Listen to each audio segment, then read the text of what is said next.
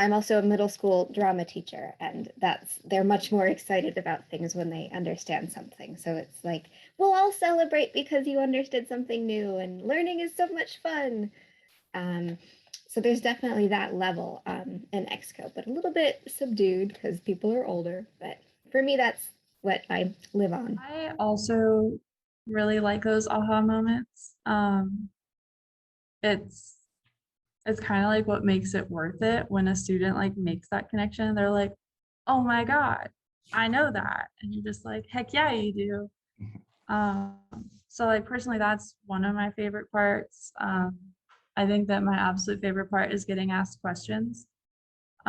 Like when I teach something and then there's like more questions after I've just taught it, and I'm just like, "Oh wow, you guys are like thinking critically about this, like you guys want to know more about this, you're thinking outside of the box, outside of what I thought to even put in my lesson." Like that's just really good. That's exciting for me.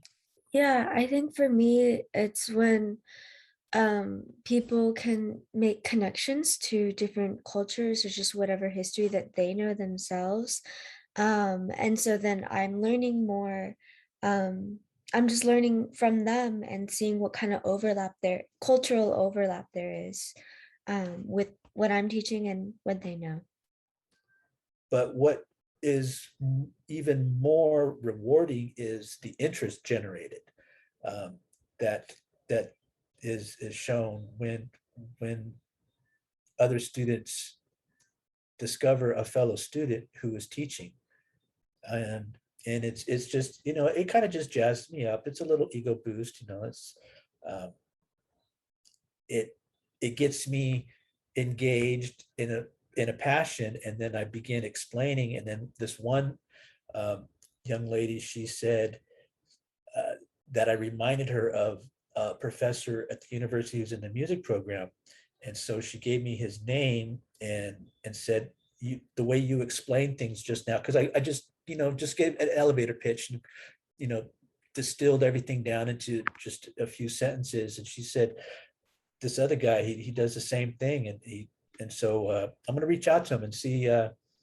he might be a resource or an ally, because I do plan to do this again next semester, and it'll be so much easier now that I already have a framework and a lot of the materials already reproduced, having had them before, but now in a more digital format. So yeah, that's what I got out of the last couple of I weeks. mean, just in general, hands down, like the most rewarding thing about teaching is the students.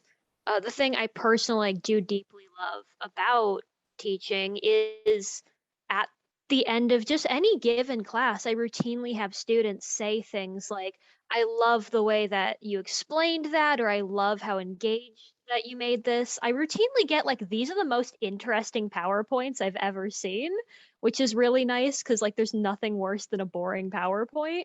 And that's obviously like that's one of the things I was hesitant about as a teacher is like I need to do some like expositional stuff. How do I do that without being the boring lecturer? Uh, so it's incredible. Like literally, like yesterday, I had a student who said coming to this class is amazing because every day it is something new, it is something interesting, it is something I don't get out of mainstream academia.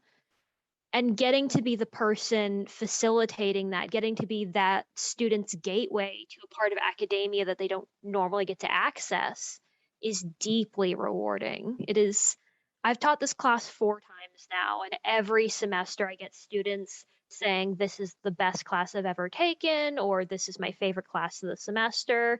I routinely get students asking, like, can I take this next semester? Because people keep talking about the class and people keep being interested in this topic, and it's really rewarding to be the gateway for that, to be a source for other students to find something that